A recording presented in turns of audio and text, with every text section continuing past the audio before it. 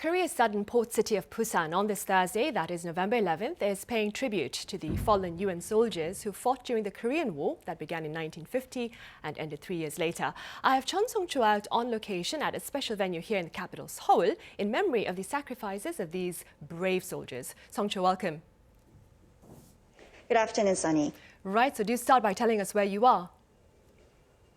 Yes, so I'm at the War Memorial of Korea in Yongsan-gu District today because November 11th is an official memorial day for the fallen UN soldiers who fought during the Korean War 70 years ago.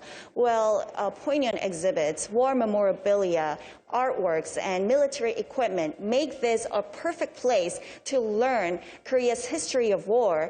But I think the most notable piece of work that really hits home for me is the monuments outside that represent all the 22 countries that participated in the war. And just outside the entrance along the hallways, there are walls with names of every service member who died and which country they came from. So reading the actual names of the over 40,000 UN soldiers makes you realize how it took so many people's lives to protect this country. So people come here to remember their sacrifices and how far the country has come after rising from the ashes of the war.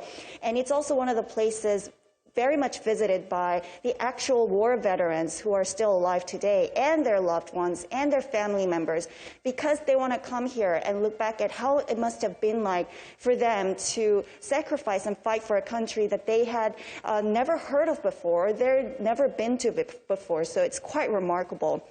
So right now, I want to show you around the exhibition a little bit. So this section of the exhibition is called the Korean War Room number 3, where you can learn all about the UN forces and their participation in the Korean War. So this is a replica of the UN Memorial Cemetery that's actually in the city of Busan. So this has been set up here in this section, and the cemetery is actually home to more than 2,300 fallen veterans from 11 countries. And actually, a ceremony took place there to commemorate the fallen soldiers.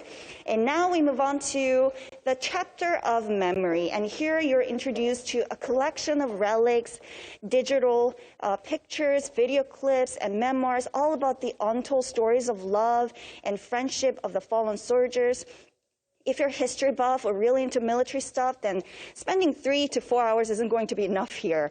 These are all different types of weapons and equipment used by the combat forces on the ground. And here you see the uniform worn by the soldiers. And looking at all of these equipment items and displays really takes you back to 7 years ago and realize how it was a completely different world back then.